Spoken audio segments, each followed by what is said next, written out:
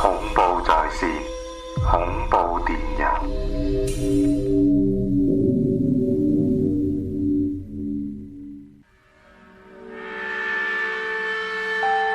Hello Lemon， 我姓陳嘅。嗱，知道你哋咧都中意聽下啲醫院鬼故噶啦。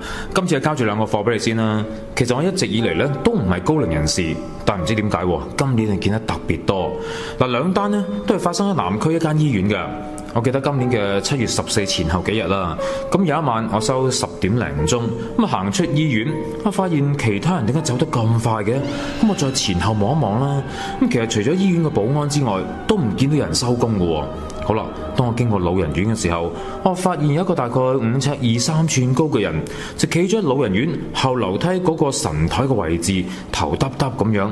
我好肯定啊，佢一定唔係人嚟噶啦，因為咧神台燈係紅色噶嘛，但係嗰個人咧全身綠色嘅，嚇到我呆咗喺度2秒鐘先曉得翻咋。咁我行快2步行去港鐵嗰個位置啦。諗下，點會有人咁樣企法嘅咧？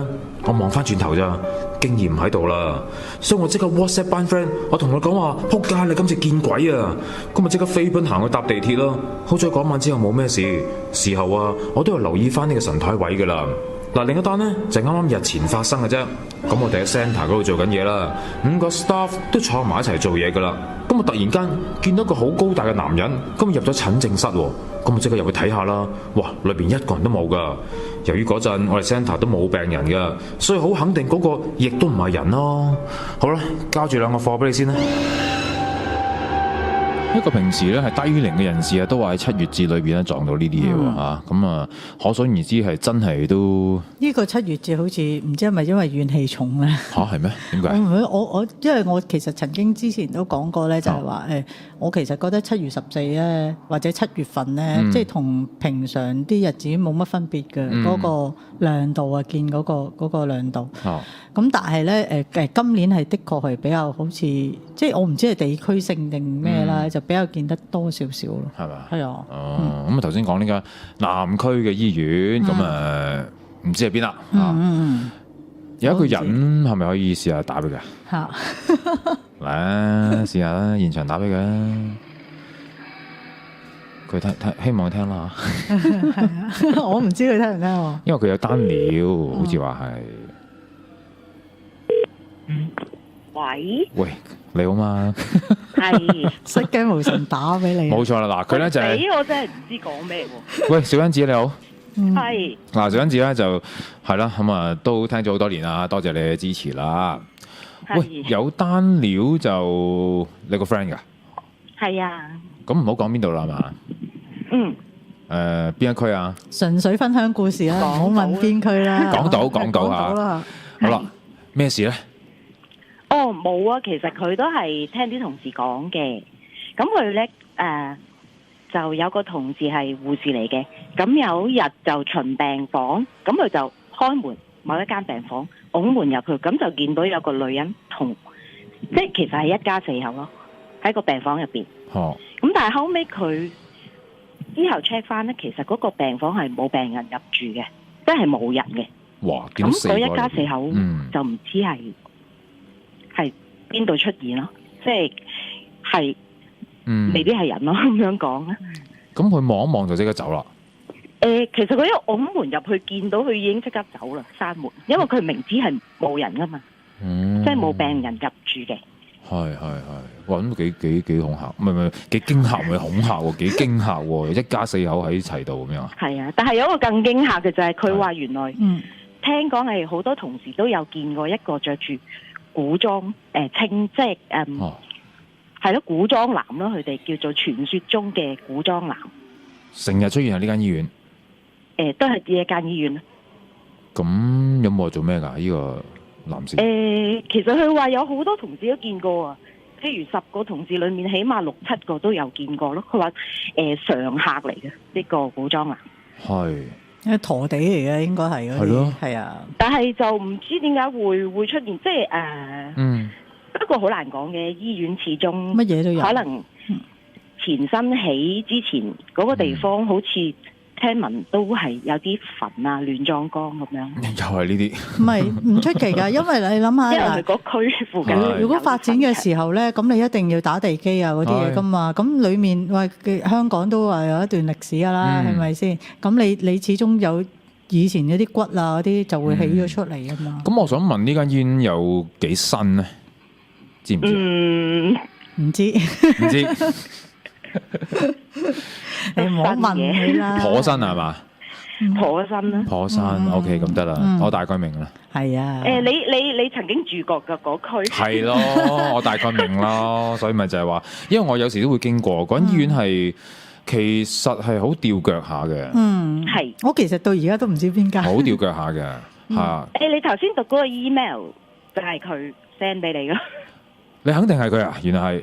係，佢今日話俾我聽，佢會 send 呢個 email 俾你。佢都有 cap 呢張相，即係佢寫咗個篇 email 俾我睇。原來就係佢。係啊，我叫自己打嚟㗎，不過佢話驚，佢真情流露會啲器官啊咁樣飛晒出嚟。喂，唔緊要啊，因為佢真係好驚嘛。佢話見到個綠色嘅人嘛。係啊，佢都有講俾我聽。其實呢一單，我仲叫佢日頭白白嗰陣時幫我影張相，嗰張咩神台係咯，類似係咯，因為佢話嗰個神台嗰個燈咧平時係紅色，佢話係農曆7月14佢見到嗰個位。醫院有神台嘅咩？唔係啊，佢係行去佢醫院嗰時途經一個地方有有呢啲嘢嘅，即係佢話唔知係神位定係啲咩咧，所以我叫佢影張相俾我睇。好似影到嘢喎。係咪啊？嚇！好似真係影到嘢喎，係咪啊？佢話佢有個同事好似影到一個疑似係嗰個古裝男。哦，真係啊！但係佢就唔確定啦，因為佢都想睇下呢張相嘅。哦，有機會嘅時候先至俾你睇啦，係嘛？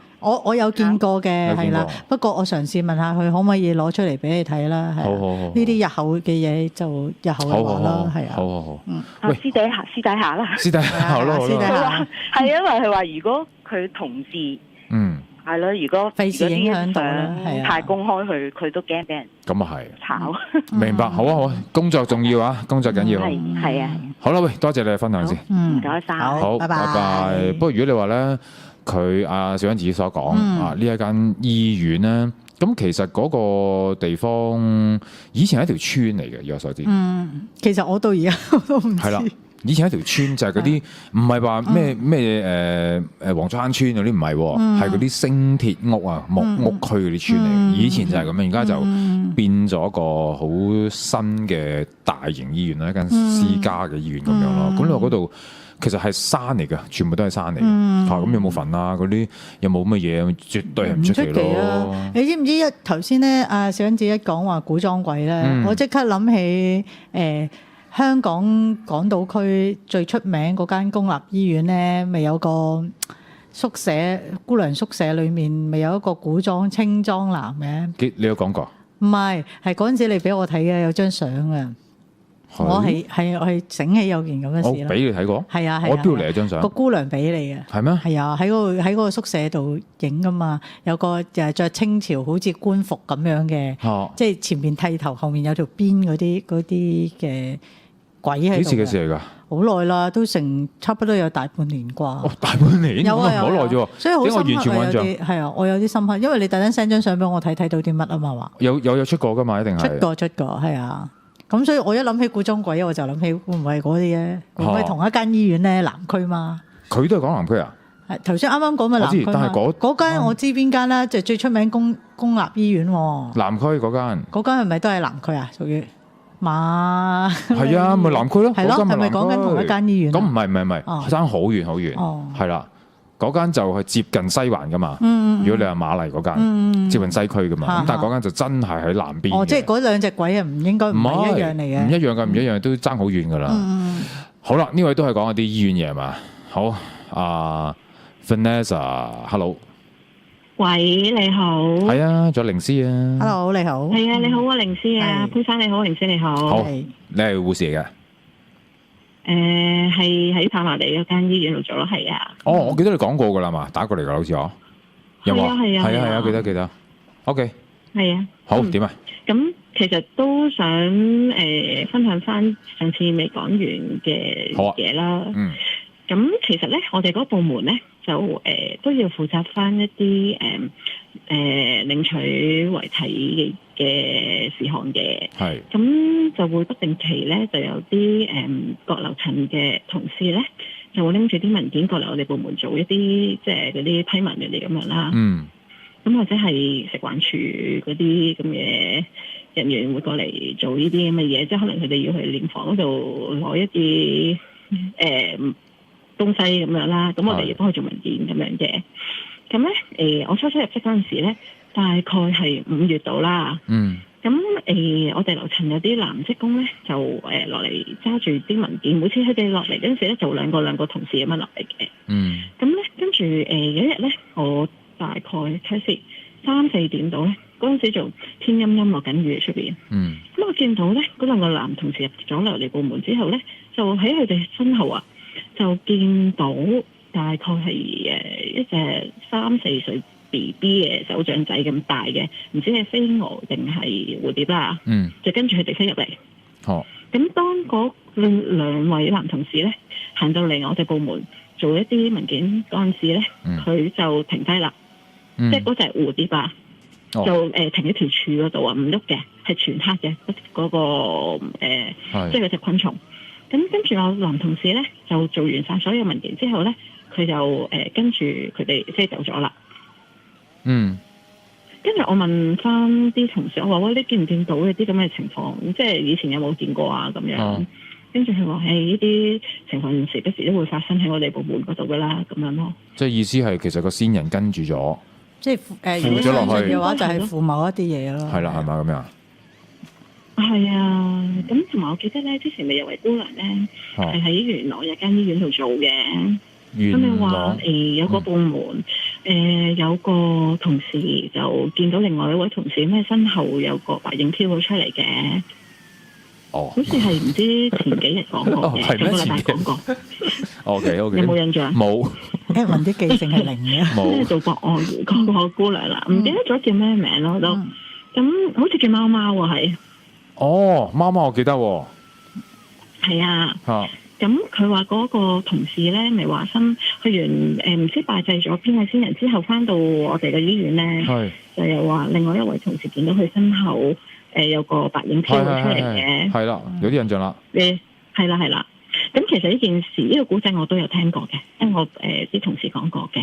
點解咧？但係就有少少出入㗎。係點樣嘅咧？你個版本就係話咧，嗰個部門有個職工就係嗰對眼咧係應該係睇到嗰啲嘢嘅，因為佢係有啲陰陰地嗰啲嘅。咁佢就話咧，見到譬如話嗰個即係見到嗰啲嘢，嗰個職工咧就係叫 B 啦。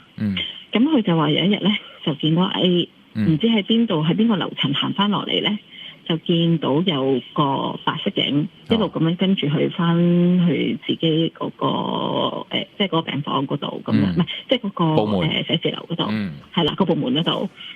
咁跟住嗰個職工就同佢講，就話喂你後面有啲嘢喎，咁不如你出去行個 round 先，好翻入嚟啦咁樣啦。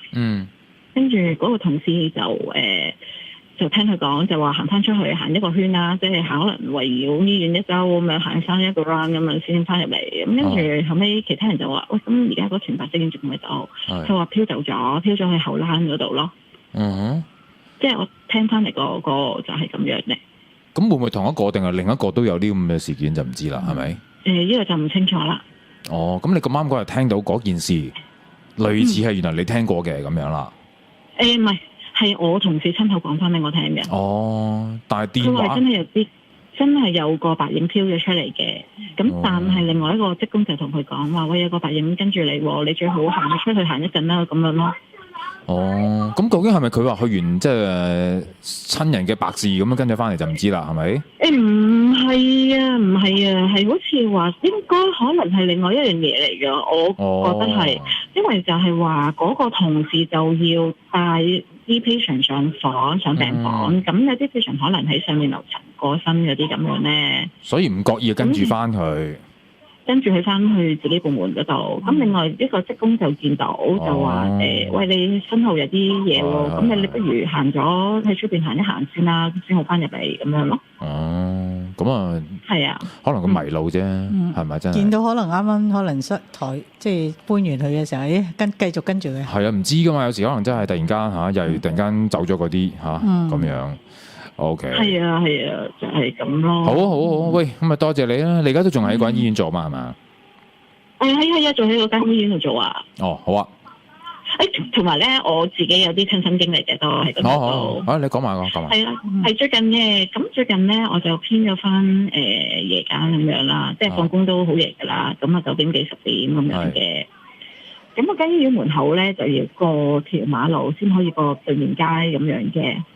咁其實連續2次，咁當我一直嘅搭出嗰條斑馬線嗰度咧，就好自然咁樣咧，就好似有啲嘢咁樣捉住我踢一踢嗰啲咁樣，爭啲撲喺地下嗰度咯。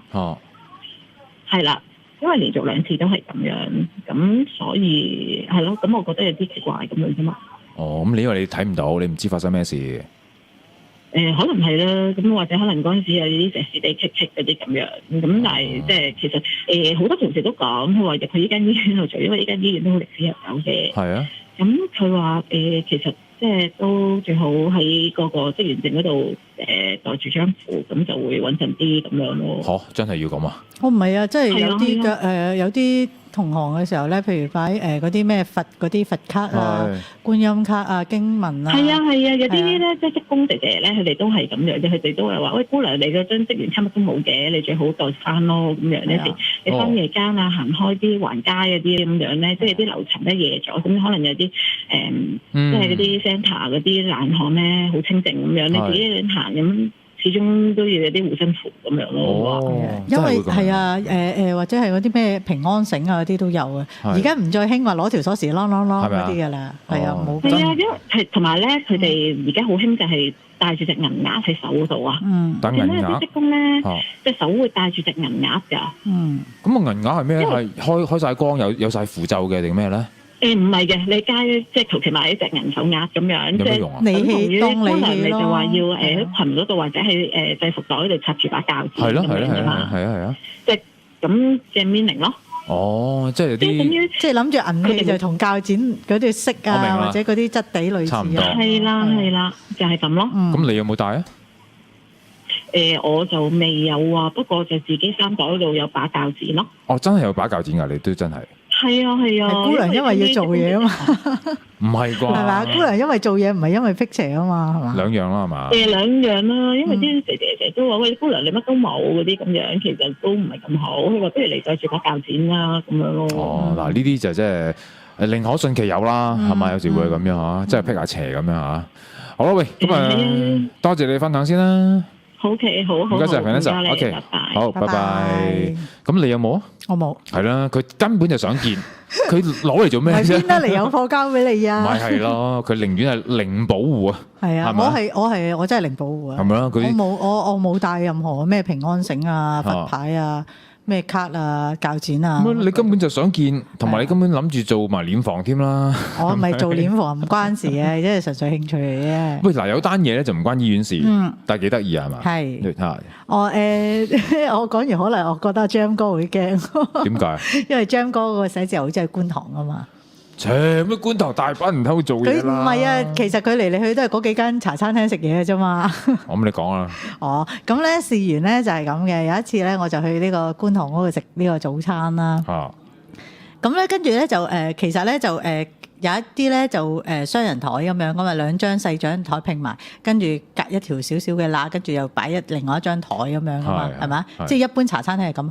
咁咧我嗰日食嘢嘅時候咧就見到有一對情，我估佢係情侶啦，因為咧就男女咁樣坐對面嘅，居住嘅。咁咧就叫一份早餐，咁個男仔喺度食啦，一路食咧就一路同個女仔傾偈啊，喺度講嘢啊，咁樣好開心喎。個女仔咧就望住個男仔咧就喺度微笑啊，點頭，即係都有反應嘅。但係我就好似冇留意到佢哋有講嘢啦，因為點解我會咁白？咩男仔不停講嘢喎？係啊，個女仔就微笑回應嘅啫，即係我印象中好似冇聽到個女仔講嘢嘅。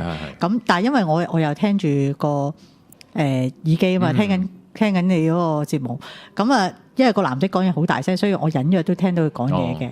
咁所以個女仔有冇講嘢我唔知啦。咁我喺度食早餐，咁我覺得奇怪啦，點解周圍都爆棚？就係嗰個位咧，附近咧就冇人嘅。咁我繼續喺度食啦，咁我冇理啦咁樣。咁但係見到周圍嘅人都望住我哋呢邊嗰個角度嗰個位啊。咁跟住就冇理啦，咁啊食我嘅早餐啦。咁食完我早餐去埋單啦。咁好自然嘅時候，我又繼續望一望嗰個位啦。跟住咧就發覺咧嗰個女士咧開始淡化，變成好透明。跟住我先知啊，原來係鬼嚟嘅。咁我明白點解周圍嘅人咧，我估啫嚇。我明白點解佢哋即係會望住佢啦，因為嗰個人喺度自言自語啊。根本就冇個女仔。係啦。我估計啫。咁個男仔一路就自己同自己講嘢，自己喺度講嘢咯，一路喺度講嘢又講得好大聲，咁可能啲人以為佢係有病嘅，咁所以就唔敢控埋去咯。係啊。咁你覺得嗰個男仔究竟真係見到呢一個女仔啊，定係佢真係黐咗線呢？我覺得佢應該係見到個女仔嘅，係嘛？我覺得係咯，係啊，因為好投入。你完全如果就咁樣驟眼睇，其實你唔會覺得佢哋係唔識咯，即係覺得個女仔係一路喺度聽緊，好似一啲小鳥依人咧，初識咁樣咧，范思文喺度聽個男仔講嘢咁樣咯。係，我覺得我第一個感覺會係咁樣咯。大清早嚟㗎喎。係啊，朝頭早嚟㗎咋，都唔係話好，其實係好正常嘅7點零鐘嗰啲咁樣，即係你諗下，如果7點零鐘嘅茶餐廳咧，其實係唔少人嘅，都多人嘅，但係佢嗰個位附近就冇人嘅，係啊，但係啲人就不斷望住我哋嗰邊咯，因為我坐佢隔張台嘅隔離啊嘛。咁嗰個位其實都冇乜人坐嘅，所以我就好他條咁繼續喺度坐喺度食早餐啊咁咯。但係其實咧，即係如果大家有留意下你周邊嘅人啦，喺坐港鐵啊、巴士啊、行街啊，你突然間會見到啲人就係真係自言自語嘅。有啲係用南話講電話啫。你初時要去講電話，但係結果你諗下，咦唔係喎，佢冇插耳嘅喎，或者冇任何嘅耳機之類嘅嘢啦。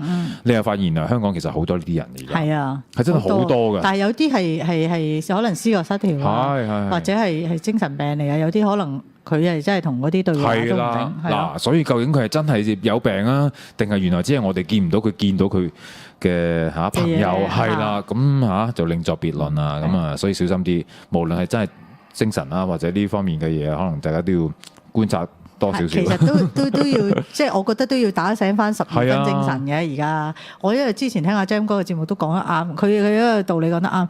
而家咧，即係你隨時發生咩事，附近發生咩事都唔知，你唔打醒12分精神嘅話咧，係好危險嘅一件事。真係㗎，即係死咗都唔知咩。所以咪就話你頭先話見到一個人自言自語，冇人係啱嘅喎，正常嘅喎，你唔知佢有冇把刀。即係原來由頭到尾，只係我有問題啊！我坐喺隔離咧，點解仲坐？好就係你見到係真係隻鬼咯，唔係有事咯，係咪？好啦，嗱一陣間翻嚟之後不如咁啊，睇多少少嘢先至去收費時段啦。因為咧收到單料喺中山啊，有間好古怪嘅酒店，不如睇下張相先啦，咩都唔好講啦嚇，睇下有冇人去過啊？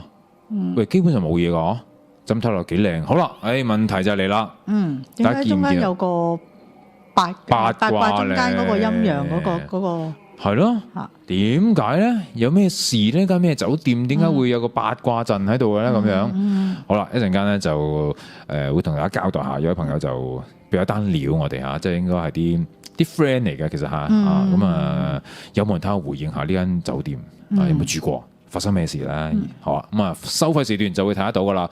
咁如果你都想，真係諗咗咁耐，好唔好俾個零銀錢聽咧？唔使諗啦，係咪先？我知好多人係每晚仲掙扎當中嘅，係咪先？唔需要噶啦，其實好簡單嘅一個步驟啫，係咪先？個零銀錢一晚嘅節目，咁你就可以用月費聽晒以前咁多年。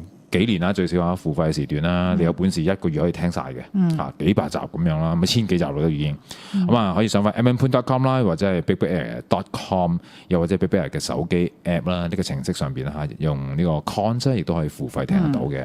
好，翻嚟收費時段再繼續啦。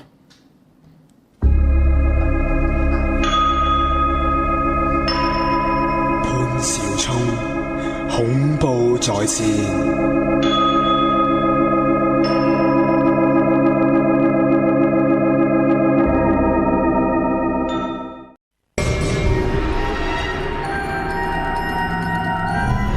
有人講鬼有鬼聽，依然係每晚人鬼共融嘅時候。由而家到凌晨1點 www.edmonton.com 好大個網，恐怖在線。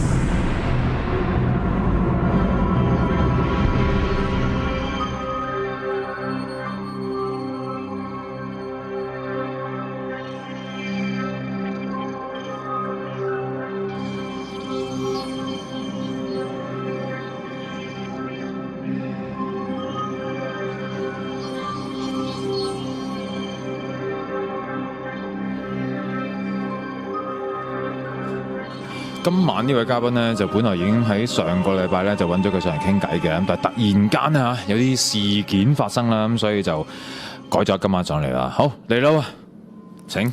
Hello， 大家好。係啦，咁啊呢排講緊醫院嘛，點會冇你份啊？係咪先？係啦，醫院怪談一姐嘛，你係。黐線嘅，亂咁噏啊！俾個名咩？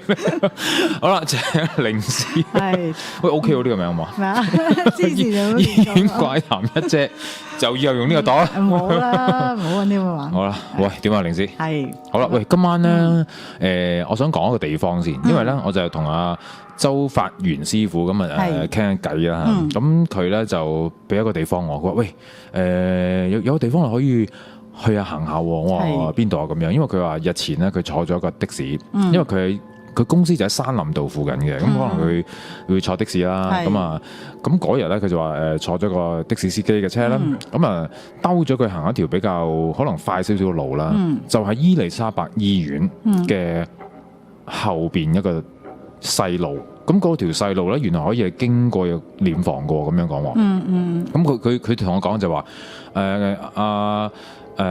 即係阿司機就同阿師傅講嗱，我見到後生仔我先同你行呢條路㗎咋。如果我見到老人家坐呢架車咧，我就唔會行呢條路㗎啦。咁樣，因為你知㗎啦，後生仔唔怕啊嘛。但係老人家，一經過啲地方就有啲忌諱㗎啦。咁樣，所以就我一定唔同佢行呢條路嘅咁樣。咁阿師傅一經過就睇翻，咦，其實嗰度都真係經過殮房啦，同埋嗰條路係比較陰嘅。佢同我講，咁我話你下次有機會可以試下行下嗰度，因為嗰度就何文田山後邊嘅咁樣，咁啊有條咁樣嘅路係比較陰少少喎，知唔知喺邊啊？我唔知，不過我一路喺度諗緊係咪其實係咪即係京士柏，即係上天文台天文台後面嗰度嗰個山路啊？因為咧天文台即係京士柏嗰度有個天文台站噶嘛，嗰啲收天氣啊、咩紫外線啊嗰啲發射站嗰啲，我唔知咩形容。係啊，再行上去上面嗰度，我唔知係咪嗰個位咯。OK，唔緊要啦，我話我暫時就 picture 到可能係嗰一帶，但我未行過嗰個位咁樣，佢話一條好細嘅路嘅啫咁樣咯。好啦，喂，咁啊，今晚有啲醫院嘢又要講下啦，因為最近都係啦，有位精神科醫生又上咗嚟講下啲醫院嘅事件啊咁樣啦。咁啊，同埋有一位朋友叫阿文啦，佢細佬就喺你曾經做過嗰間醫院做啦，係嘛？咁啊，成日都講到咁明，我就好我唔講噶啦，我唔講噶啦嚇，大家即係聽翻重溫就知邊間啊咁樣啦。咁佢話都有機會可能認識你嘅咁樣咯。咁你知你係醫院怪談一姐嘛？係咪？喂，好啦，咁有冇啲回應啊？關於嗰間醫院嘅事啊？嗰間醫院啊，我記得之前其實都同大家分享過㗎啦。話之前有個姐姐喺嗰度意外即係抹窗啊嘛，跟住意外嘅時候咧就跌咗落去，就啱啱嗰個位咧就插正喺L1 嗰度嘅一個因為嗰度咧好奇怪嘅，佢除咗基本上喺醫院裏面咧有得落去之外咧，其實佢嗰個地牢一庫咧有條橋咧就直過去嗰個叫做樂文咩，即係早嗰排有個嗰度東區醫院職員即係犧牲咗嗰個唔係犧牲，即係走咗嗰個村咧。嗰個居屋嗰度OK， 即係可以直落去嗰個位嘅。係咁咧，跟住咧同埋可以穿插 van 仔嘅，佢就啱啱插正喺嗰個嘅落樓梯嘅外圍樓梯嗰度。佢係意外嘅，係。咁慘。咁所以其實嗰個位其實本身 L1 本身有流連嘅，咁但係你話至於殮房嗰度，其實我自己個人覺得就唔係真係咁多嘅。我之前都講過嘅。係嘛？有一單咁嘅事，因為嗰次咧就有香港01個訪問，就揾一位殮房工作人員就傾偈。咁嗰度就真係東區醫院啦。咁喺個 conference room 講下，突然間有排燈啊喐啊嘛，咁樣啦。咁啊其實我都講咗啦，後來就問翻啲人咧，基本上係真係佢哋喐到一啲嘢啫。即係意外唔小心。係啦，係喐到啲凳嘅咁樣，咁只不過怪就怪在其實嗰條片佢喐得幾特別又真。一來啦，同埋條片佢哋知道應該要剪走佢唔用呢個 take 嘅，但係點知出街就都出翻呢個 take 咁解咯嚇，就會係咁樣咯。好啦，咁但係可以講翻少少就係呢一間醫院咧，就係話聽眾佢細佬就喺嗰度做啦。曾經講過一件事就話佢細佬咧目擊過一單事件，就有個男病人咁咧就喺隔離病房嘅，咁有一晚咧就突然間好嘈大叫，就話我成日見到一個男人喺門口呢度望住我，咁佢好驚，就知道係鬼，咁就喺度大叫大吵大鬧啦，就話唔該你啊，我一定要出翻大房啊咁樣，咁啊結果就真係要綁手綁腳咁樣應承佢出翻大房，出翻大房佢又冇事啦咁樣，咁啊有冇聽過呢啲啦？其實有嘅，都有遇過嘅。嗰陣時間唔時咧都會有呢啲咁嘅 case 咧，就通常咧點解會綁手綁腳咧？第一可能佢即係醫護人員，即係阿姑娘嗰啲咧評估過佢嗰個風險咧，佢係唔可以落地啊，驚佢一落地跌親啊嗰啲啊有危險啊咁樣，咁跟住就即係。但係佢堅決落地，咁因為醫院你知人手唔夠啊嘛，咁可能就會問個屋企人準唔準佢可能即係夜晚會有適當嘅保護咁樣咯，綁住佢啊咁樣咯，或者同佢着安全背心啊咁樣。嗱呢個就固定佢啦 ，security 啫，保安啫。其實防佢哋嗰個危險嘅。係啦，或者係佢哋係有啲行為。令到我哋覺得有啲危險，會影響到病人或者影響到我哋嘅話，咁都會做呢一個綁嘅咯。咁我相信應該當時嗰個病人都會幾激動。係啊，如果唔係唔會咁做啦。咁但係佢就話見到個人企喺度喎，咁樣有㗎，我都遇過㗎。其實個 case 係咁樣嘅，就邊間醫院唔好講啦，就係佢係大吵大鬧嘅。咁咧就嘈到咧好誇張啦，咁樣即係周圍嘅病人都好驚，同埋好騷擾啦。咁我哋就將佢綁住咗啦。咁然之後就擺喺隔離病房裏邊。咁擺喺隔離病房裏面咧，佢就不斷嗌救命，即係好正常啦，因為我綁住佢啊嘛，係咪啊？咁啊嗌救命嗰啲啦，跟住然之後就鬼啊有鬼啊有鬼啊，一味喺度直情會講有直情講到明係有鬼嘅。咁但係呢啲我哋通常都會。即係當佢亂噏嘅啫。係啦，因為佢實在太嘈啦，咁所以必須要擺即係另外架空佢咯，咁樣。咁但係你哋有冇話即時又睇到嘢啊？又真係有啲古怪嘢咁樣啦？嗰件事又真係。其實睇到都咩啦？係嘛？即係夜晚基本上夜間嘅工作人員咧。其實就算睇到嘅時候，都會當睇唔到噶啦，無謂自己嚇自己啊嘛。咁但係你又唔會噶嘛？我睇到咁，但係我冇辦法㗎，我幫佢唔到㗎，我唯有係當咩㗎啦，我即係盡量都唔好多事㗎啦。但係佢又講緊隔離病房喎，咁呢啲隔離病房或者講嗰間醫院隔離病房有冇一啲咁樣嘅傳聞係有試過咧？因為佢講話嗰啲隔離病房曾經係有病人死過㗎喎。嗱，死人一定有㗎啦，係啦，你話自殺都會有啲 case 係咁樣嘅，即係譬如有啲病人咧，唔知點解可能我其實之前都有講過嘅嚇嘅，即係譬如可能唔知點解咧正常嘅，咁有某啲時節啦。黃昏嘅時候咧，就突然間開始亂啦。試過又攞叫人鐘嚟勒住自己條頸又有，跟住咧就攞啲毛巾啊咁樣掛落嗰個鹽水架嗰度，跟住嚟吊又有，跟住勾落張床。即係你諗唔到嘅方法都會有試過㗎。係啊，都所以都有好多呢啲，有啲可能係厭世啦，係啊，或者可能屋企人想醫佢，但係其實佢自己唔想啦。有啲係抵受唔住嘅痛苦啦，係咪先？咩原因我就唔知咯。不過即係都有呢啲 case 發生嘅。係啦，咁同埋話講緊醫院另一單 case 就係都係佢講翻個細佬啦，就話見到係嗰個number。本來咧喺23號病床嗰度咧，個病人就好似垂危咁樣啦。咁跟住話見到有人企咗隔離啦。咁跟住咧救下佢，又冇事喎。原來係32號嗰個有事喎。咁最後32號嗰個死咗。我都試過係嘛？呢個 case 原來係睇錯 number，即係死神睇錯 number。我嗰次見咧就我有一個 case 就係類似咁樣嘅，就唔係話係咪睇錯 number 我就唔知，因為我冇有冇留睇下先45、15，咦又好似係喎。我嗰次嗰個病人係15、45喎，唔係喎，都唔關事啦，係咪啊？15、45都爭好遠啦。15、45就爭好遠。爭好遠啦，咁唔關事啦。即係個 case 係咁樣嘅，就打斜裏面，即係一個大病房裏面通常有好幾格噶嘛。咁啱啱就打斜對面嘅時候咧，就有2格。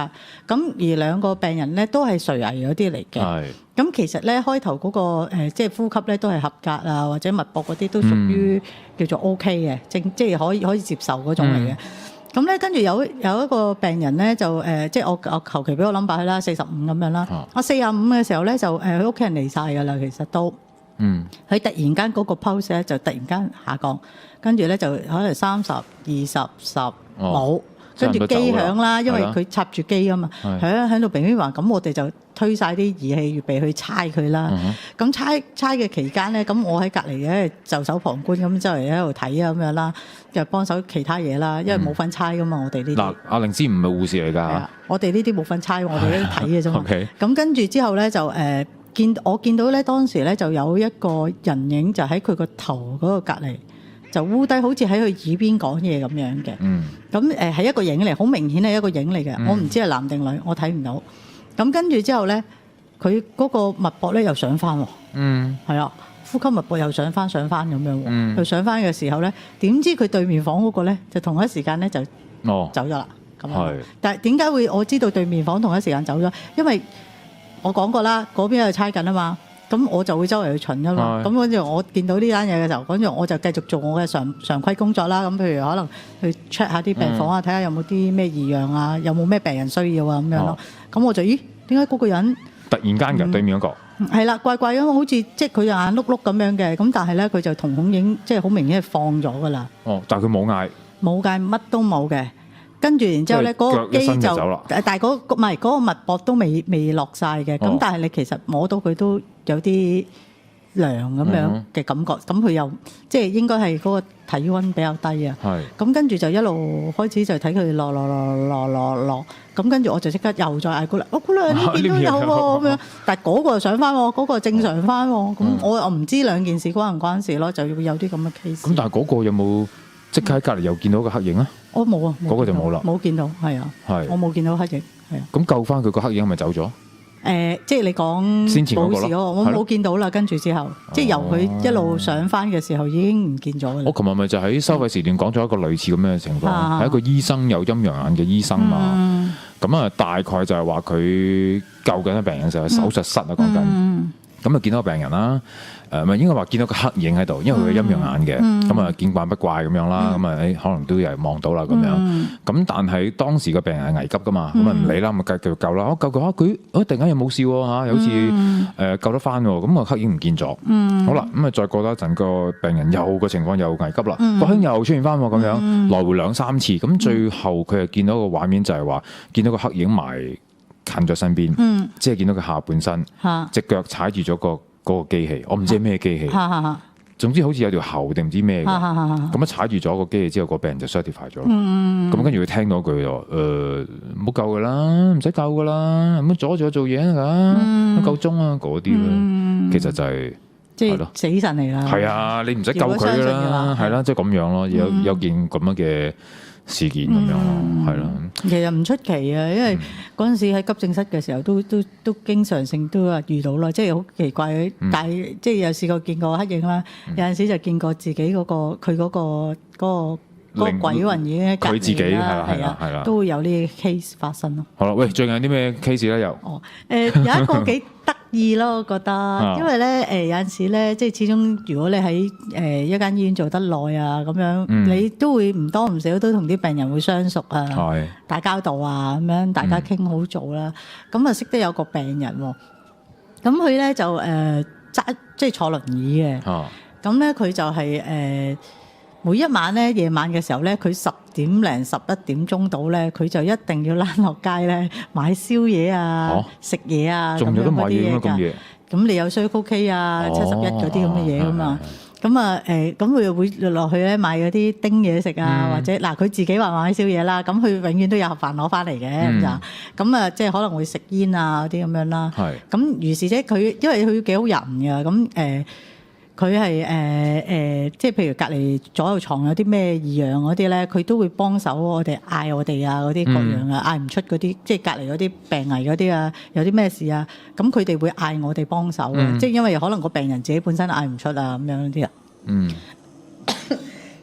咁跟住咧，咁我跟住每一晚翻工都會見到呢個人啦，如常咁啦。跟住我就放幾日假，放完假翻嚟咧，咁佢又翻工又見到佢喎，佢啊好開心啊！喂姑娘，咁啊咁早啊？我話係啊，咁啊早一啲啊，咁啊照舊喺醫院嘅外面嗰度同佢打招呼啦。咁啊，跟住好啦，換完衫啊嗰啲，因為未開工咁啊，同啲同事喺休息室度傾下偈咁啊。咁啊，同事就話：你知唔知邊間病房啊？邊個啊？嗰個病人啊 L 咗啦。係啊 ，L 咗啦。咁啊，我話嚇 L 咗，我話講笑嘛，我啱啱先見到佢嘅啫喎。跟住佢話唔係咧，佢早2日啦，打針啊，唔小心自己打咗大動脈啦，跟住就 L 咗啦咁樣。因為佢係一個吸毒者嚟㗎。係啦，咁跟住我話唔係咧，我啱啱先同佢打完招呼咧。又係呢啲啊？係啊，跟住然之後佢話唔係咧，佢真係咩？跟住後尾我再去病房問，嗰個係咪啊？係啊，唔知尋日定前日已經走咗噶啦。咁我就知道見到佢咯，係同佢打招呼咯。咁完全就係冇異樣，完全冇問題。而最奇怪一樣嘢咧，嗱，正常人走咗啦，應該就係病嘅會變得好翻噶嘛。咁但係問題，我係見到佢仲係坐住架電動輪椅嘅喎。咁你就算屋企人燒啤都冇理由燒得咁快啊！咁又唔係喎。如果佢好翻晒，即係行得走得嘅説話咧，你會有懷疑噶嘛？警戒心啊！係啦，喂，呢個人冇理由㗎，我放3個假啫嘛，佢冇理由可以行得翻㗎咁樣。所以你會見到佢係一個正常嘅狀態。咁不如有詐㗎嘛？但係係咪？我諗唔到點解會坐到電動輪椅咯？因為你電動輪椅係應該。即係有陣時我真係好唔係好明白嗰個 sense 喺邊度咯。嗱，佢已經走咗啦，咁正常嚟講就係要屋企人燒嘢俾佢，佢先有嘢噶嘛。咁照計係咯。佢啱啱死啫嘛，咁 suppose 屋企人都冇咁快燒到架電動輪椅俾佢啦。但係我見到佢嘅時候，實實在在係坐住架電動輪椅喎。嗱，呢一個未必係咁樣解釋嘅，係相信佢可能係都唔知自己死咗，或者太快咁樣啦。咁啊見翻佢一個。呢個中陰身嘅現象啫嘛，係咪？即係未必係，都唔使考究到話究竟係咪燒嘢，都唔係嗰樣嘢啦。太多考究啊！係啦，唔使啦。其實係已經佢嗰陣 energy 嘅嘢，或者嗰個能量嘅嘢咧，仲係喺嗰個位置咯。一切嘢都仲喺度咁樣咯。咁你有啲高齡噶嘛，所以你就見翻晒成件事嗰個景象咁樣。可能耐啲你就唔會見到佢呢個景象。咁啊，唔係，我係淨係嗰一次見到啫，跟住之後其實都冇見到噶啦。係咪係咯？係啊，冇見到呢個人噶啦。係啊，通常都有一次咁啊，等你知道其實佢已經走咗啦，即係俾翻信息你嘅啫。或者可能佢太 nice，跟住打個招呼咁咯。係啊，你知你成日都見㗎啦，係咪先？係。喂，咁但係亦都有啲咧，就話聽上次所講啦嚇，喺窗外邊。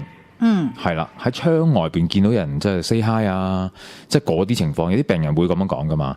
喂，我晚晚都有人敲窗嗰啲。有啊，之前有啊，醫生都講過，係啊，咪就係講過咯。就喺度傾，我就話你唔好探阿婆啦，你走啦，阿婆要瞓覺。係咪啊？係咯，淨喺窗外邊啊嘛，講緊係。嗰個男人係嗰次係喺窗外邊咯，即係近窗啦，應該咁貼住個窗口咯。係，即係嗰次連醫生都話聽到單咁嘅嘢咯，咁樣咯，咁啊嗰日就精神科醫生上咗嚟啦嚇，咁啊 Doctor Matt 就講咗單就係喺新界區有間醫院啦，係嚇，咁都當然政府醫院啊咁樣，就係話有個婆婆咁突然間做完個大手術之後咁跌咗落床，唔知點解跌咗落床，因為佢係大手術，佢唔喐得㗎啦咁樣，然後咧發現佢全身係赤裸嘅，件衫唔見咗，跟住第二日。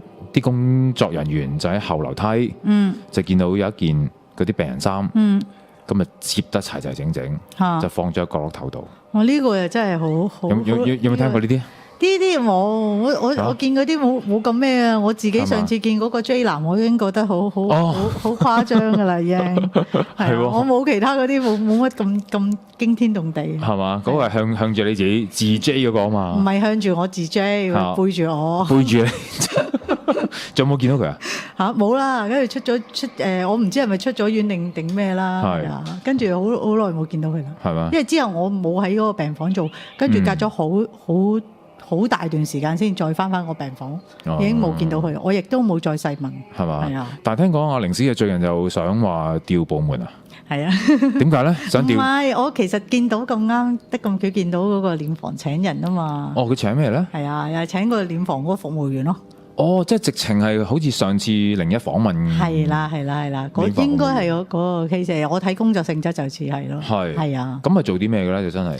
其實咪好似好耐之前你做過㗎啦。我以前做係啊，只不過再想做翻，因為以前屋企原因啊嘛。咁而家已經輕鬆晒咯，咁咪可以嘗試去做翻咯。係嘛？係啊。OK。其實大致上都係同嗰個哥哥講嘅差不多嘅。係啊。即係由打包之後。係啊。嘅嘢咁樣。係啊，做啲打包唔係我哋做噶嘛。係咯。即係如果講緊殮房從業員啊，係咯。咁會係點咧？一打包完之後落咗殮房之後，你哋會做啲咩咧？擺入櫃咯。係咯。係啊，簽個名咯，跟住就放入櫃咯。就唔使理佢噶啦。係啊，唔係點啊？哦，咁好簡單。梗係唔係啦。係咯。咁即係其實你之後咧係點樣咧？就係話，如果譬如話佢啱啱咩嘅，即係咁4個鐘頭之內要攞器官噶嘛，咁可能就會有個醫生嚟嘅。咁因為我嗰陣時都係做夜晚㗎，咁變咗我唔知日頭個程序係點啦。咁夜晚個程序就係話個醫生嚟，咁我咪幫醫生咯。咁佢要開乜，咁咪開乜咯。即係譬如要劏肚嘅就劏肚。咁呢個唔關你事㗎。嗰啲唔使。咁啊，即係但係有陣時可能佢唔夠嘅，咁咪遞刀啊咁樣嗰啲咯。咁佢整完之後，咁你咪幫佢抹下啲嘢啊。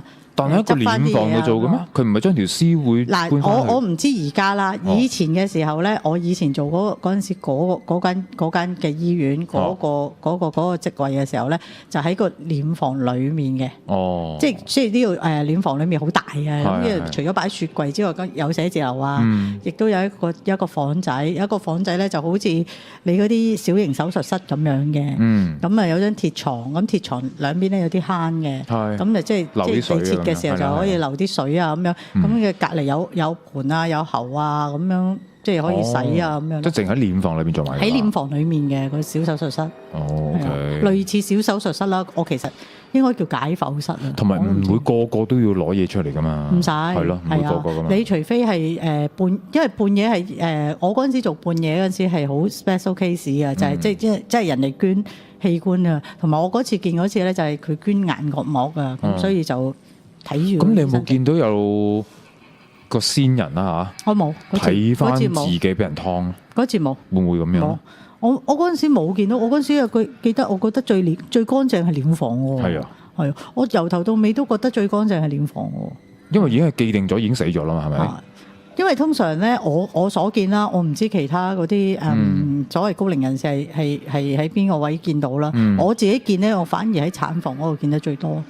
哦，因為想即係投胎翻落去啦，嗰啲咁樣。我唔敢肯定係唔係咯，我就即係我都話我第一次見呢樣嘢嘅時候咧，就係嗰陣時就係見到點解嗰個位明明都唔入得，因為你生仔我哋有啲位置咧，我哋都唔入得噶嘛。即係大肚婆入完之後咧，喺另外有個 area 係等嘅，嗰個位我哋都仲可以入。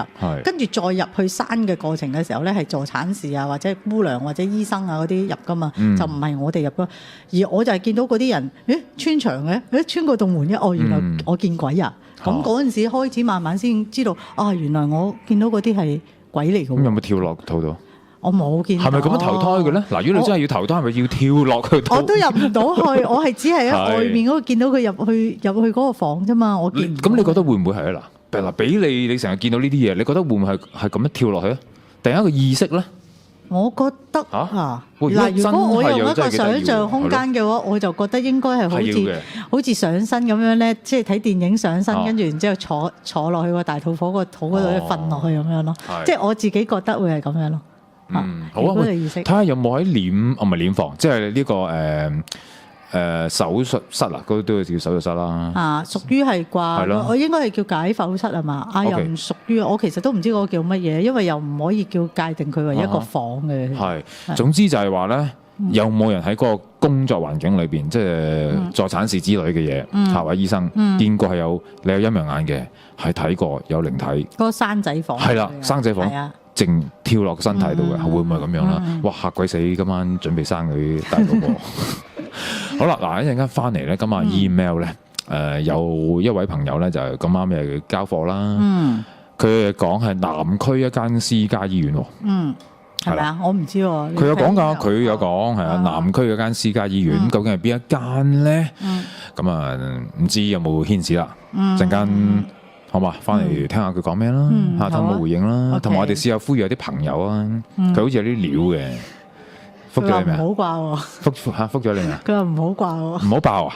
唔好掛。唔好掛，我哋就打俾佢，好嘛？我哋就喺現場打俾佢。佢有啲料啊，關於好似係嗰啲有啲私家醫院咁咯，唔知係咪咧？係唔知係咪咧？好啦，咁如果你對今晚想講下啲醫院嘢嘅説話啦嚇，咁想同我哋嘅醫院怪談一姐傾下偈，就打嚟啦，988449989。聽講今晚已經一早幫手 share 晒出去噶啦，係嘛？因為我見到周師傅喺度喎。喂，周師傅，你不如講下你今日你話俾我知，你叫我去嗰個地方嚇，有冇啲咩問題發生啊？好嘛？睇下咪加下課啦，周師傅啊！好啦，翻嚟再傾。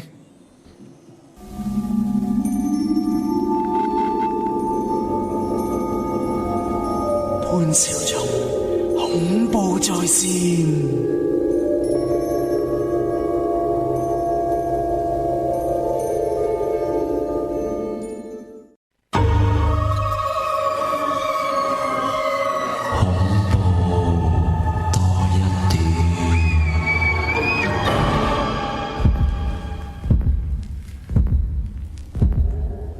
我唔賭馬嘅，不過咧，即係既然係我哋自己 hot base 啊，呢個808啊，呢個平台上面啦，咁啊越嚟越多其他節目啦，咁啊即係講幾句啦，我唔識賭馬嘅，但係咧聽講好似咧呢兩位主持嘅 tips 都幾得下喎，又啱啱唔知又中咗啲咩咁樣喎，總之你自己都係賭馬人士嘅説話，就自己去翻我哋hot base 嘅專頁裏邊揾翻呢個叫做咩節目啊？係啊，咩話？贏到開行，突然間唔記得咗。Facebook 有專業嘅贏到開行啊，咁啊自己上去 like 下佢哋啊，留意下佢哋咁樣啦嚇。好啦，喂，咁就聽聽呢單料先啦。多唔多去深圳？唔係中山啊，中山。我應該咁講，我好耐都冇翻過大陸，我好少翻大陸。我都好少嘅。不過我應該過兩有機會去做一件事。做咩咧？揾啲好嘢，揼骨唔使到咁遠啦，而家都好貴噶，翻去係咪先？唔使嘅，基本上啊，我揾到啲好嘢翻嚟。我希望我了解咗先，然後就如果呢件事真係攞到嗰個料嘅説話咧，我肯定講係非常之爆。係，真係冇錯，超正呢單嘢。所以我平時都唔係好翻大陸，但係由於要想見呢個人，咁啊結果都要出動。由於佢嘅工作嘅地方就喺大陸咯，好啦，咁啊遲啲再同大家交代啦嚇。好啦，咁呢間中山嘅酒店發生咩事咧？等呢一位我哋嘅 friend 去講解下啦。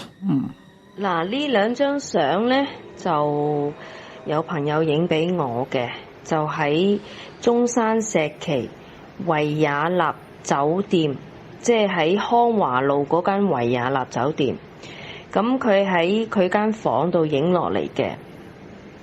咁咧就你俾啲專業人士睇下，係咪好似有個陣喺度啊？咁好啦，咁試完咧就係個朋友咧就租咗呢間酒店住15樓尾房。咁先咧佢就人哋幫佢訂咗嗰間房尾房。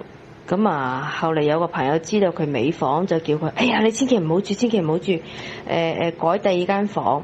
咁好啦，咁啊，佢改咗中間間房。咁改咗中間間房咧，就唔知係咪心理作用啦嚇。咁佢夜晚咧瞓覺，嗱男人嚟㗎嚇，佢係一個男人嚟㗎，唔係女仔嚟嘅。咁佢一個男人瞓覺咧，半夜咧就聽到啲玻璃係有指甲刮嘅。指甲喺度刮玻璃嘅，係啦。咁最近嘅啫，都係呢幾日嘅事嚟嘅。咁後嚟咧問翻咧，就有啲朋友係見即係感應強啲嗰啲高齡人士咧，係咪？咁啊住呢間酒店咧，成日都好麻煩嘅。咁你亦都可以打聽一下。咁好啦，咁啊另外一個故事，即係唔好故事咧，真人真事咧，係咪？咁好啦，咁咧佢就中意食煙啦，咁佢就佢係女仔嚟嘅，咁佢就一個人嗰日，咁就咧就打開個窗咧就食煙，咁佢就攞咗酒店入邊有個杯白色嘅，咁佢就搽咗唇膏㗎，咁佢就飲水，咁飲完水咧，佢就放翻落去嗰個張台嗰度，咁啊當然有個唇膏印啦，係咪？咁好啦，咁佢啜完啖煙咧，轉個身咧，睇下個杯，咦咁奇怪嘅，個唇膏印唔見咗喎，咁樣，即係冇理由咁犀利㗎嘛。咁跟住咧，佢再自己印一印隻手，佢啲唇膏印仍然喺度喎。咁點解個杯冇咗個唇膏印嘅咧？係啦。咁另外咧，因為佢呢個人咧好高靈嘅，佢成日都感應到啲嘢嘅。啱啱7月份嘅時候，佢又係翻去中山，又係住呢間維也納酒店。咁佢就半夜咧，俾人哋喺度玩燈咯，滴答滴答滴答，成晚喺度玩。咁啊冇辦法啦，咁啊叫啲技師上嚟啦，幫佢睇下有咩故障啦，係咪？上到嚟又冇事，好啦 check 過晒啲嘢冇事，跟住技師走咗啦，跟住又喺度玩燈，玩到差唔多天光咯，差唔多天光又冇事咯。好啦，嗱呢一單嘢就唔係話真係好恐怖嚇，出現嘅情況就唔係啦，但係就好似好古怪咁樣啦。你對照翻落去佢嗰一個陣咁樣咧，會唔會就係有乜作用咧嚇？真係唔知喎。我覺得應該作用不大咯。係咪啊？如果大嘅話，就唔會有咁多事發生啦。喂，唔係啊，好可能係本來更大㗎。可能會唔會係因為即係純粹風水？我覺得係通常呢啲係財多啲咯。嗱，講開呢樣就啱啦，就揾位師傅嚟幫我哋研究下，究竟呢間酒店點解喺個公園或者個草皮位置啊，有個八卦陣嘅咧？太極啊！頭先啲網友話係咪啊？好啦，阿周發元師傅你好。喂，大家好。係周師傅你好。喂，你好啊，靈芝。係。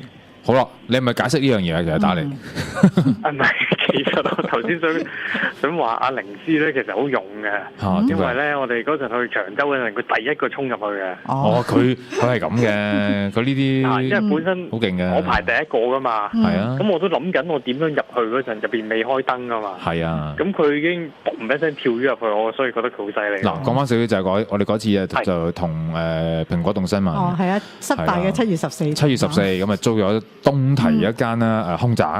係啦，咁啊，周師傅有去啦，阿靈芝亦都第一個衝入去啦。又冇話衝入去，即係應該因為當時大家喺度猶豫緊，好黑喎，應該點算呢？咁不如點都要揾人入去㗎嘛。係啦，咁咯。好啦，喂，點啊？你係喂點啊？佢呢一個草地上邊有個太極啊嘛。係咯。嗱，其實咧就有啲似我哋有時睇樓咧，咪見到人哋啲窗出邊擺一個八卦鏡嘅。有咩用啊？其實有啲似㗎，就係收煞啊。哦。即係如果嗰度有鑊嘢咧，有啲人就建議擺一啲八卦或者太極嘅圖案咧，去收咗嗰啲煞嘅。但係我知道有啲係凹同埋凸嘅喎，係咪啊？有唔同嘅喎。係啦，咁佢呢個就喺個草上面咁樣剪出嚟。咁啊，只能夠話佢好立體咯，同埋佢向住個天嘅喎。咁係咩啊？係頂翻住出嚟咁樣，意思係咁樣，會唔會咧？有咁嘅講法就係，因為佢亦都近十字路口啊！我頭先睇到張相。係。咁可能佢呢一間屋咧，或者呢棟大廈面對嘅問題咧，因為呢個十字路口帶嚟嘅，所以佢就要擺翻喺近十字路口啦。咁你覺得嗱，國內基本上表面上就唔信呢啲嘢啦，但係實際上喂都唔知擺幾多呢啲啊嚇，有啲信到阿媽都唔認得。係，如果唔係啲運程書點解國內咁鬼受歡迎嘅係咪啊？喂，咁你覺得呢個係純粹真係風水嘢，即係應該話純粹一個藝術品啦，定係一定係風水嘢咧？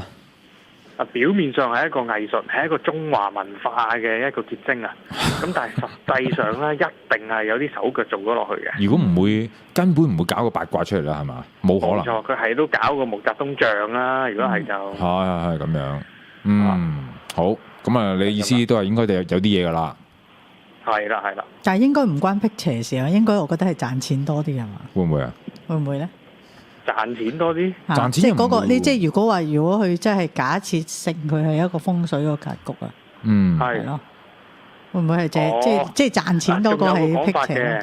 我聽翻嚟咧就話咧，有時咧大陸起樓啊，嗰陣咧死咗啲人啊，即係有啲工業意外啊，咁因為大陸唔俾拜神噶嘛，佢唔俾你即刻路祭啊，又呢又路唔俾噶嘛，呢個暗碼底做噶嘛。係。咁可能有啲情況佢做都唔俾你做咧，就之後咧補飛啊，就喺度擺翻類似嘅嘢，希望可以安慰翻嗰啲亡靈啊。我聽過呢一個講法嘅。哦，咁呢個八卦陣就未必係咁用嘅，係嘛？唔肯定，但係一定有一啲鑊氣喺後面嘅啦。如果用得呢啲，咁啊係，即係講台灣嗰間嚇冇咗條符，係啦，係咯，就擺咗個咁嘅公仔石雕喺度。可能條符喺度，不過隱咗嘢。係冇錯啦。咁你點知即係表面就係擺嗰嚿嘢，但實際上藏啲咩喺裏邊咧，就冇人知噶嘛，係咯。好啦，咁啊，喂，咁你講翻少少師傅，你頭先即係我開波引述翻你話叫我去伊利沙伯醫院後邊嗰條細路仔嘛，係嘛？係，好陰下嘛，嗰度都好陰嘅。你去嗰度做直播一定好多人聽，得唔得咧？嗰度做唔做到直播嗰個環境得唔得㗎？得㗎，你喺子瑜嘅車嗰度咪得咯。哦，咁隔離就係已經係殮房出入口啦，係嘛？係啊。喂，好喎，咁啊可以隨時會問到啲武功嘢咯。係啊，夜晚好少啊，趁下熱鬧啊，通常9-5噶嘛，翻。哦，又係喎，好啊好啊，喂，唔該曬你先嚇，提供呢個料俾我 ，thank you，好，拜拜，好，拜拜。喂，順帶一提，如果你有啲個人任何感情啊、工作啊、咩問題啊，因為年尾啦嘛，咁大家都想一啲轉變啊，或者問下啲師傅問題啦，咁啊可以 download 我哋嘅 Big Big Air 嘅手機 app 裏邊有一個嘅叫好大個玄機，咁啊暫時咧有啊周師傅啦，同埋有易經塔羅師嘅 Chris 啊，佢哋。我唔敢話24小時啦嚇，起碼12小時左右咁樣啦。咁佢哋有問題嘅説話咧，就打個問題上，佢哋就會用voicemail 咁樣啦，類似一個 WhatsApp 咁樣就可以答翻你哋一啲問題啊嚇，即係唔好話即時啊10零分鐘，咁可能就會得個答案啊嘛。可能好緊急有啲嘢想知嘅，佢哋可以幫到你，咁所以可以 download 我哋呢個 Big Bear 嘅手機啊，揾一個叫好大個玄機，問下呢兩位師傅。我哋嚟緊咧都會加其他師傅啊，咁啊喺我哋呢一個平台上面嘅咁樣啦。好啦，咦？呢位係咪醫護人員啊？都係醫護人員啊，好嘢喎。Elsa， 係你好，係啊，你好，仲有靈師，係 Elsa 你好，係 Emma 你好。嗱，唔係好清楚，可能唔知係 New York call 嚟嘅。OK 啊，我聽到你比較細聲。OK 啊，你聽我清唔清楚啊？好清楚。OK， 咁我就講有關咧，我阿嫲咧喺美國咧，回光返照喺依度醫院嘅事啦。嗯。OK， 咁我阿嫲係一個比較對於靈異嘅事比較敏感嘅人嚟㗎。咁佢成日都會咧去到啲地方咧就會頭暈暈。咁喺佢未過身之前咧，我阿爺早佢幾年過身咧，咁佢親眼睇到我阿爺喺醫院嗰度咧，即係嗰幾個月咧好受苦。咁佢又曾經同我哋講過，如果一日咧佢真係咧到最嬲尾咧有咩病咧，就唔好送去醫院，咁早送去醫院。哦。咁同埋咧，佢就話唔好幫佢做急救。咁所以咧，佢自己佢同我叔住嘅。咁佢差唔多到自己開始唔係好得嗰陣時候咧，佢就自己話你哋我送我去急症室啦，我唔係好舒服啊咁樣。即係佢自己感覺到。係。咁去到急症室嗰度咧，佢嘅表現都 OK 㗎。咁因為佢本身好貪靚，仲成日問我哋啊，我係咪面色好差啊？我係咪好醜樣啊？咁。咁嗰日見佢入去都冇諗過佢係咁嚴重嘅。咁一路陪佢啦，辦入院手術啦。係。咁醫生都冇話佢有咩事，一味淨係話佢可能入邊有一啲內臟係發炎之類，咁仲要去研究。咁到我哋嗰晚搞到好夜啦。咁啊，大家咧都好攰，咁啊幫佢辦好晒入院手術，我哋就翻屋企啦。咁點不知第二日咧就去探佢咧，我阿嫲就全身插晒喉，就好似一個死人咁，即係已經係就嚟 anytime 噶咁樣。咁我哋大家都好傷心啦。咁因為喺美國嘅原因，咁我哋咧就即刻叫晒香港啊，我媽咪啊，同埋佢啲女喺澳洲，即係諗住等佢過嚟見最後一面啦。咁佢哋第二日即刻搭飛機，第二日到，咁佢哋去到即刻落飛機就去醫院度咯。咁去到醫院嗰度咧，佢哋個個都話：哇！你哋係咪講笑啊？阿嫲坐喺度，好精神噶喎。你哋係咪講得嚴重咗啲啊？佢好精神，因為 suppose 插完喉嘅人咧係應該有一段時間都唔可以講嘢嘅，係咪？咁咁但係咧，佢竟然可以坐起身講嘢講得好清楚，就同個個喺度咧傾偈聚會，因為我哋呢度我阿嫲嘅子孫好多噶，咁咧但係有個奇怪就係、是、佢竟然咧就轉晒 channel， 就全部講晒中山話。即係佢好耐冇講㗎啦。即係甚至乎我先生佢唔係中山人，佢都同我哋個個講晒中山話。唔係佢本身識唔識講先？咁然後咧就成日望住個鐘，就話哎呀呢度呢度幾多點？而家幾多點啊？成日望住個鐘，咁咧就話條路好長好長咁樣。咁但係真係好精神嘅。咁咧佢之前因為做咗一個心臟咧，放咗個心臟嘅嘢喺個心口度，佢唔可以聽手機嘅。咁但係佢突然之間咧就話你哋得閒快啲出個手機俾我啦。即係好似臨死之前有好多嘢咁講，但係個人真係好清醒嘅，就成日望住個鐘。咁如是者咧就話：哎呀，我好肚餓啊！你哋快啲翻去煲啲粥俾我食啦！咁但係同大家個個都好開心，因為冇諗過因為我哋冇咁嘅經歷，未試過回光返照呢件事嘅。咁個個都哎呀好啊好咯，阿嫲終於好翻。但係咧就成日咧就問我哋：我棚假牙去咗邊？我棚假牙去咗邊？咁我諗唔知係咪因為人死咗，我記得棺材旁邊都要放翻啲假牙啊之類嗰啲咁嘅嘢噶嘛，即係要全部齊晒咁落去嘅。咁後來我哋個餵佢食嘢啦，咁我同時咧，我又叫我爸爸咧喺香港盡快簽證過嚟啦。但係好可惜，我爸爸就簽唔到證。咁佢喺廣州咧就請咗個問米婆上嚟問我阿爺。我阿爺咧就話：阿嫲咧陽壽已經盡㗎啦，你哋咧唔好為佢擔心，亦都唔好同佢做急救。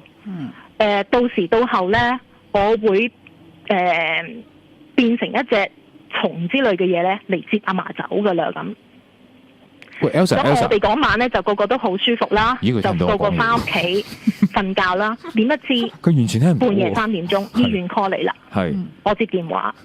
佢就話你屋企人唔係好得啦，你哋快啲過嚟見最後一面啦！個個都唔相信，因為日頭見佢個表現真係好好嘢㗎。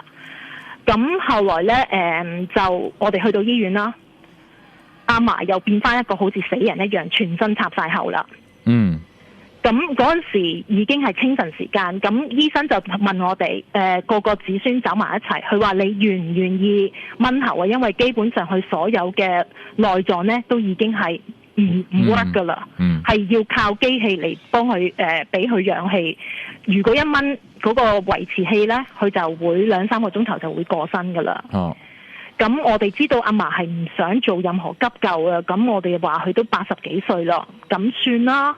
蚊喉啦咁，咁嗰陣時係朝頭早10點鐘，咁我哋就醫院俾咗一個地方俾我哋咧擺阿嫲擺得舒舒服服，咁大家啲子孫咧喺度圍住佢，諗住即係等送佢最後一程啦。咁如是者由朝頭早10點鐘等到夜晚黑，我阿嫲咧就好似瞓着覺咁，但係個人完全蒼白晒噶啦，佢都未斷氣喎。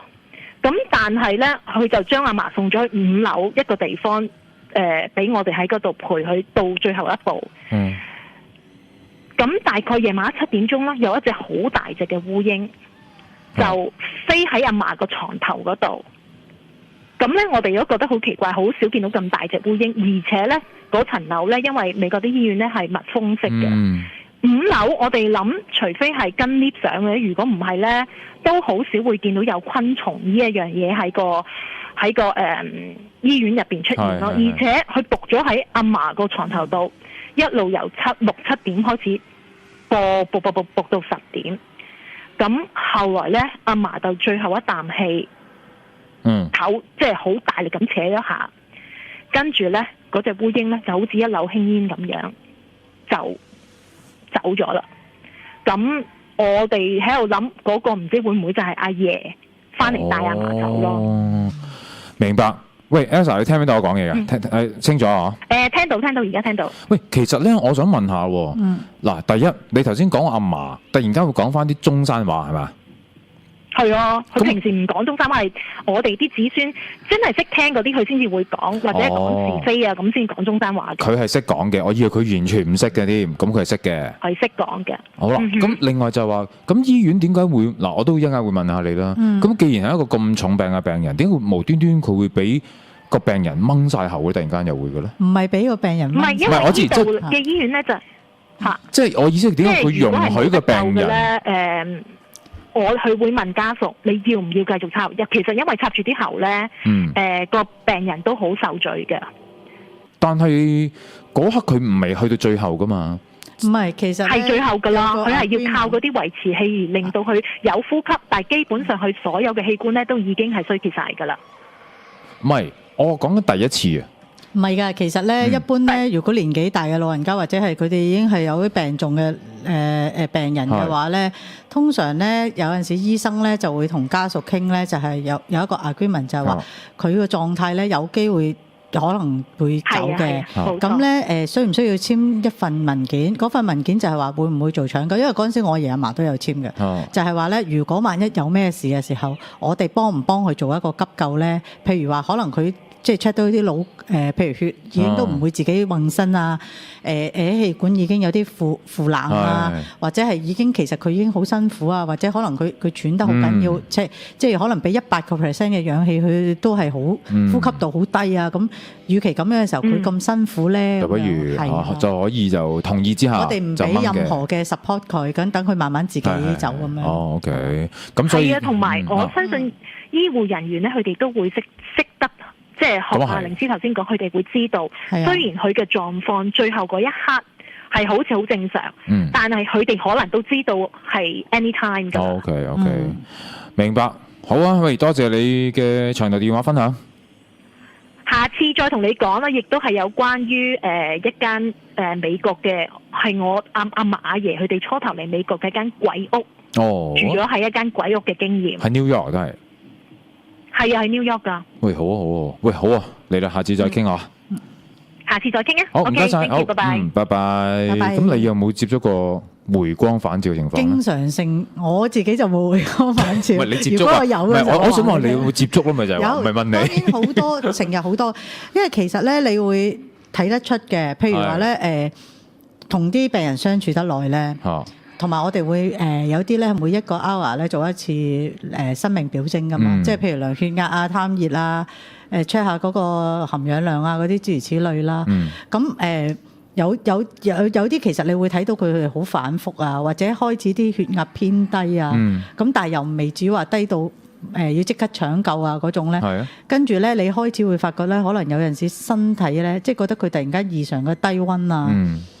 又或者咧，你會開始聞到有陣臭味，其實係聞到陣除，我自己就聞到咯，係啦。咪正常㗎，因為佢內臟嗰啲嘢已經係可以。係啦，你自己就會知道咯，係啊，或者跟住咧，可能咧佢昏迷幾日嘅，跟住突然間咧又好精靈㗎咯，又話食飯啊，又咁啊，咁跟住之後一黃昏咧，我咪成日講就話大節前啊，或者係咁嘅，就會開始有胡言亂語啊。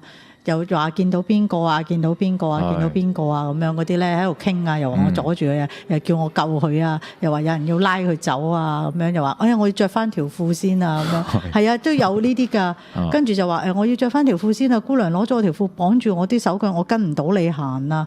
有呢啲喎，但係好清晰，真係有綁住佢，又係真係有綁住佢嘅。佢就會同一個空氣講啊，咁樣當然我見到有陣時間唔中我會見到有嘢喺隔離啦。佢真係同個人講嘢，有啲就見唔到嘅，真係。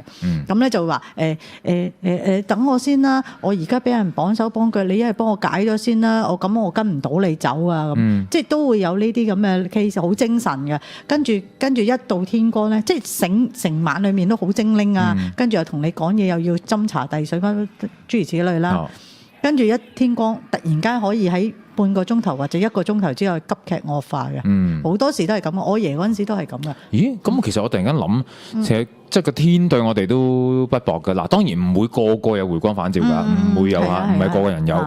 但係會唔會可能就係個天知道啦？呢個人咧其實都係好人嘅，可能啊佢其實都有啲嘢未交代到嘅喎。嗱，我就最後咧俾你2個鐘頭咧，你係清醒嘅咁樣嚇。搞好晒你啲嘢啊！係啦，你要有所交代嘅，我就俾個機會你最後交代啦咁樣。咁可能就係咁樣。係啊，因為嗰陣時我爺爺走嘅時候，我好記得咧，就係嗰陣時我日日都送飯去嘅。咁嗰日啱啱咧，我阿叔就放假。咁咧然之後就話你不如你日日都你送，你好攰噶啦，你休息下啦。就我叔去送。呢個叔咧就不嬲都好照顧我爺嘅，好錫佢嘅。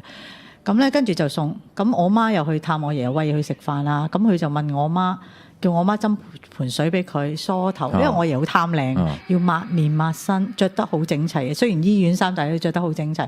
跟住就叫我媽，你聽日唔使送飯嚟噶啦。自己知㗎嘛，好似係啦，自己知㗎嗱，即係話俾佢聽，我即係嗰日佢當然同我媽講啊，我好想食牛腩啊啲，即係佢中意食嘅嘢，咁我哋都有買俾佢食。咁跟住就叫我媽，你聽日唔使送飯嚟。結果嗰一日嘅夜晚，我哋翻晒屋企啦，10點零鐘嘅時候咧，咁就醫院突然間同我哋講咧，就話阿爺走咗。但係我爺好精靈㗎喎。咁但係點解唔問佢話？點解唔使啊？你日日都想見下我哋㗎，點解聽日唔使送飯嚟啊？我媽有問過，佢淨係話唔使送啦。我覺得應該我走㗎啦。佢要講埋呢句。係啊，佢話我走㗎啦，咁樣你唔使送㗎啦。淨係咧，跟住咧又講俾我媽聽，啲錢擺喺邊？因為嗰時啱啱咧，我個侄女出世啊，出世冇耐，咁又叫託我哋咧，又要喺邊度攞幾多錢俾邊個？好清醒嘅喎，就話攞俾佢咧，就話即係佢話太公睇唔到佢啦，就俾呢個錢佢啊，出世啊乜乜即係用啊咁樣，買奶粉啊嗰啲諸如此類嗰啲咁嘅嘢，好清楚嘅，完全交代好清楚嘅咁樣咯。所以可能咧就係有時用電池都會咁樣噶嘛，佢差唔多冇嘅時候，突然間，咦，佢好似仲有啲嘢俾你用嘅喎，係啦，就突然間會着一着咁樣嘅喎，咁所以呢個可能就係同人啊，都係差唔多咁樣。冇錯，我覺得同埋人嘅意志都好緊要咯。好啦，呢位係阿 Catherine 啊，係咪又有所回應啊？喂 ，Hello Catherine， 係你好 Evan 你好，係啊，張靈芝啊，係啊 ，Hello Catherine 你好，點啊？Sorry， 我係咪好細聲咧？又係還可以啊。係，咁頭先你哋個話題咪熱烘烘講緊南區嗰間醫院嘅。係喎。咁我有朋友其實依家喺嗰度都做緊嘅。咁話說佢依家都當其時咧係未 fully function 噶嘛，其實依家都係未嘅。係。咁佢個部門咧就so far係未有病人 admit 嘅。咁咧就咁佢啲同事都照常即係 round the clock 咁翻工噶啦。咁佢哋又無聊啦，咁喺間台度傾偈，咁啊傾下又傾到啲即係鬼怪啲 topic 嘅。咁咧傾下咧就成日咧，自之後咧就成日話聽到個病房好多聲，咁有啲同事喺走廊度行咧就聽到有啲人嗌佢，但係擰轉頭係冇人嘅。係。咁咧當中咧有個陰陽眼嘅同事咧就話：你哋唔好再喺間台度傾啦，即係好嚴肅咯個樣。即係唔好再講呢啲 topic。咁啊，佢哋班人咧就唔識死咁啊，成日喺度講，咁啊越嚟越多即係古靈精怪啲事發生啦。咁咧就話成日有人拍佢哋膊頭，冇人嘅側邊係。咁咧同埋咧就又係有啲人成日嗌佢名，擰轉頭冇人啦。咁後尾咧，佢嗰個男仔就 suggest 啦，即係有陰陽眼個同事就話：你哋不如咧買啲類似朱古力，就同啲空氣講，就話沙冧我哋得罪晒唔識嘢咁樣啦。咁咧。話說間台後邊咧就有間類似啲 officer 啲房嘅，啲 nursing officer 嘅房，咁裏邊係冇人嘅。咁佢哋買啲糖，買啲朱古力，咁咧就擺喺間房度。咁咧，咁大家都知嗰間房依家係即係對某啲朋友係 say sorry 噶嘛。係啊。咁點知咧？若干時候打開道門，啲朱古力係掉晒落地。有冇人入過去先？有冇人搞過先？冇人入過去。冇啊。係啊。咁恐怖咁邪，即係唔中意食朱古力。係啊，話說咧，依間醫院咧，另一個 department 嘅，唔 related to 呢個 department 嘅。哦。亦都有個女仔咧，係啱啱即係入去做嘢，咁嘅時候係做啲 set up 嗰啲 work， 即係 working 咁樣嘅，即係冇病人冇成。哦。咁佢唔知點解咧，就話遇到就係類似着古裝嘅朋友喺裏邊，嚇到佢咧，因為佢從來未見過㗎。咦？咪就係嗰個？我唔知同即係唔係同你頭先講嗰個同即係有嗰個聽眾講嗰啲內容類似，即係遇到同一都係相同嗰個朋友啦，我唔係好清楚啦。咁咧嚇到佢癲咗咯，跟住咧就向啲高層就反映，因為同啲高層有即係都有偈傾嘅，咁傾完之後高層咧都話，因為其實佢裏邊啲高層咧係好信呢啲嘢嘅。佢話説咧死咯，我驚講出嚟俾人打。咁咧就話咧，其實咧未開業之前咧，就已經咧揾類似啲即係我唔知係咪叫師傅嗰啲咧，即係 check 過依間院點，使唔使清場嗰啲咁樣嘅，即係私底下去做，自己揞荷包去做㗎。咁咧就 check 咗之後咧就話因為茶樓佢之前咧呢個地方，我唔知係咪都係話亂葬崗嗰啲地方咯。我唔夠膽肯定，總之我以前日日都經過㗎，因為一行出去就隧道嚟㗎啦嘛。咁我嗰度係一條村嚟嘅，係一條木屋村。係啦，咁就類似。跟住話嗰個神，即係類似幫佢哋做呢個 issue 嗰神婆就話清咗㗎啦。咁點知咧呢個女同事遇到之後傻，即係啲考到癲咗之後咧，就同個高層講。咁高層再翻轉頭就話個神婆喂，點解有啲咁嘅事咁點啊？跟住咧嗰個神婆就話如果真係咁，我就要揾我師姐再 check。咁叫個師姐 check 咗之後咧，就真係話類似都幾難搞，因為係啲類似都係好陀地、好歷史嘅問題嚟嘅啦，係啦。咁都再做咗一次嘅，跟住我唔知打後咧再有冇再遇到呢啲情形？我呢間院啲同事裏邊，咁 on and off 咧裏邊啲同事都話咧係見過啲朋友咯，係啊。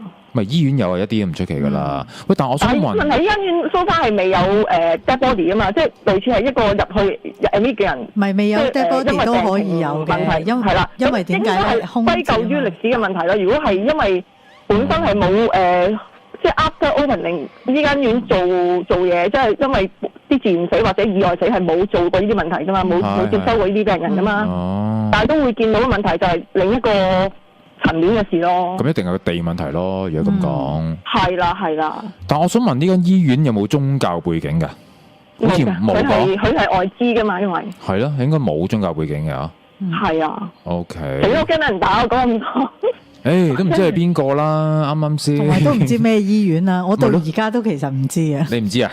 其實好浮面㗎啦，講到咁樣。唔知我一啲都唔知。邊人知嘅咁新？海洋公園對面喎，你話知唔知啦？咩公園我聽唔到啦。OK， 好啦，喂，多謝你，多謝。唔使客氣。好，唔該晒，好。好啦，拜拜。我真係覺得好靚㗎呢間醫院，係直情係6星嚟㗎。你再講到咁明顯嘅話，真係冇人打電話嚟㗎啦。